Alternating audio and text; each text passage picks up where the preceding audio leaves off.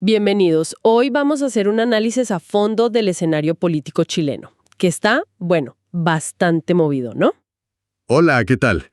Sí, un escenario complejo, sin duda. Tenemos una transcripción de YouTube que plantea una pregunta bien directa. ¿Hay de verdad una extrema derecha en Chile? ¿O es más bien una etiqueta que se usa con otros objetivos? Exacto. Y la fuente explora eso, si es una descripción real o si es, digamos, una herramienta discursiva de algunos sectores de izquierda contra figuras como José Antonio Kast y otros. Nuestra idea hoy es desmenuzar un poco esos argumentos que presenta la fuente sobre la polarización, sobre la democracia misma y, claro, sobre la carrera presidencial que ya está lanzada. Precisamente, vamos a revisar esas ideas sobre cómo se define lo extremo, qué papel se le atribuye a los distintos actores políticos en esta tensión que se vive, y todo esto en el contexto de las elecciones que vienen. Perfecto. Entremos entonces en materia. El punto de partida es fuerte, como decíamos. ¿Existe realmente esa extrema derecha, como la describe lo que la fuente llama la ultraizquierda? Bueno, el argumento central del texto es que no. Que lo que existe en Chile es, por un lado, una derecha más conservadora, menciona la línea de Jaime Guzmán, la UDI, y otra más liberal. Pero ambas, y esto es clave en el análisis que estamos revisando, serían respetuosas de las reglas democráticas. Eso es lo que sostiene, sí. Y fíjate que lo contrasta directamente con el Partido Comunista. ¿Cómo lo describe? Lo describe como teniendo un pie en el gobierno y otro mostrando su revolución desde las calles. Es una imagen fuerte. Sí, bastante gráfica. Y entonces, ¿cómo ubica a figuras como Kast en este mapa? Argumenta que provienen de esa línea conservadora más tradicional, pero que participan, digamos, dentro del juego democrático, que no están fuera de él. Y aquí es donde la definición que usa la fuente de extremo se vuelve crucial, ¿no? Totalmente. Define extremo como aquello que desconoce el Estado de Derecho. O sea que podría llegar a validar mecanismos como la confrontación física para alcanzar objetivos políticos. Entiendo.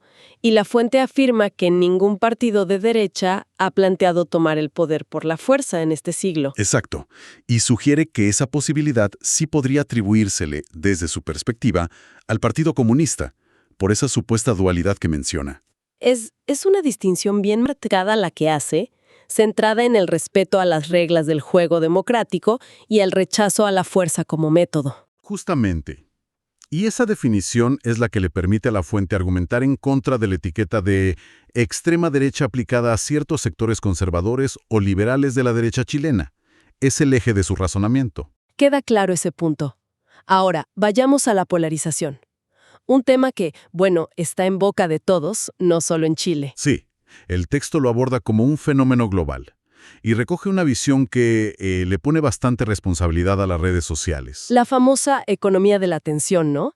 Que supuestamente premia los contenidos más extremos, más divisivos. Eso mismo, que privilegia lo chocante, lo amenazante, y que eso, bueno, haría más difícil el diálogo tranquilo, el entendimiento, y fortalecería visiones más autoritarias quizás. Pero me parece que la fuente también ofrecía otra perspectiva sobre las redes. Así es, hay una visión alternativa interesante en el material. Plantea que las redes sociales no son tanto la causa de la polarización, sino más bien un reflejo. Como un espejo de divisiones que ya existen en la sociedad. Exacto. Y de hecho, esta visión señala un momento clave en Chile, el llamado estallido delincuencial, así lo denomina, de octubre de 2019.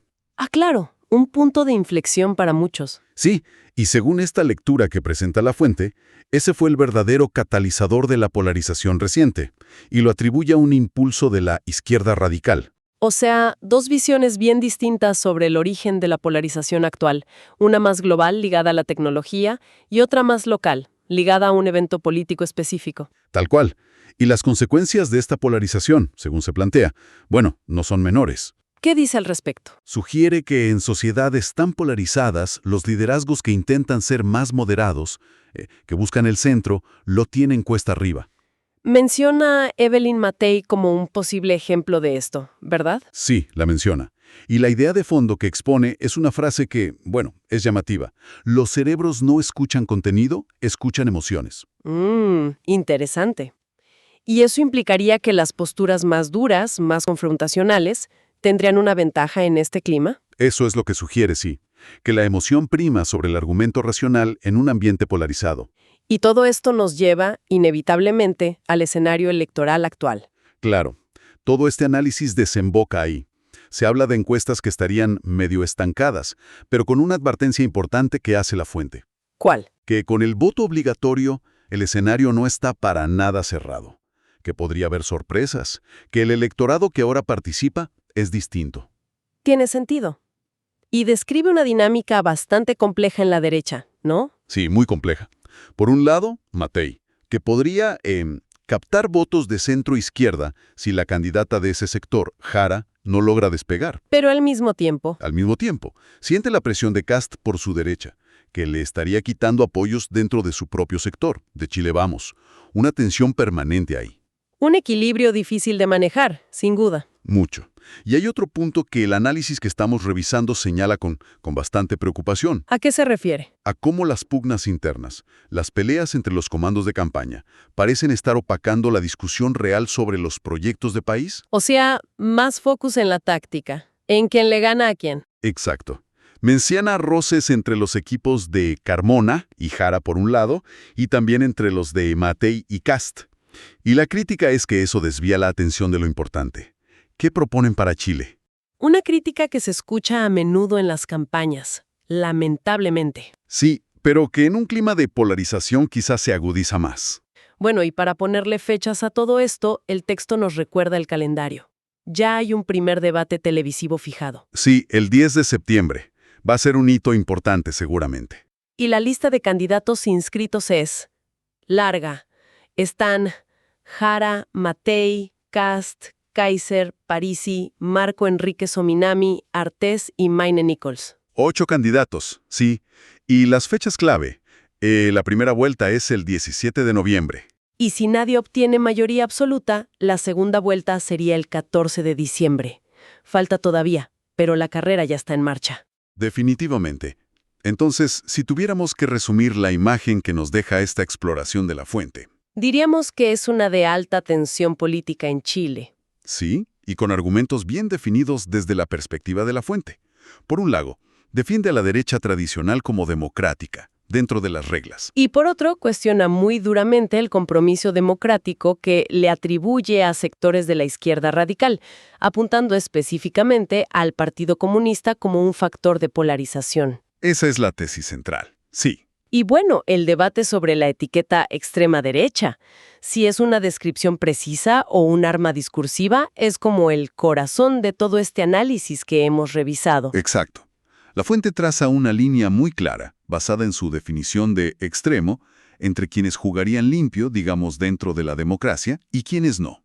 Siempre, claro está, desde su propia perspectiva. Una perspectiva que busca redefinir los términos del debate político actual en Chile. Sin duda. Y bueno, más allá de las etiquetas, de las peleas de campaña que describe el texto, de quién tiene razón o no según esta fuente. Queda una pregunta flotando, ¿no? Sí, una pregunta quizá más profunda. ¿Qué fuerzas subyacentes, a lo mejor menos visibles en el día a día, en el ruido mediático, podrían estar realmente definiendo el rumbo político de Chile en este momento tan decisivo? Factores económicos, sociales, culturales, que quizá no estamos viendo con tanta claridad en medio de la contienda electoral. Podría ser. O quizá nuevas formas de organización, descontentos que no se canalizan por los partidos tradicionales. Hay mucho sobre lo que seguir pensando, ¿no? Definitivamente. Una reflexión importante para no quedarnos solo con la superficie de la política contingente. Exacto. Algo para darle vueltas.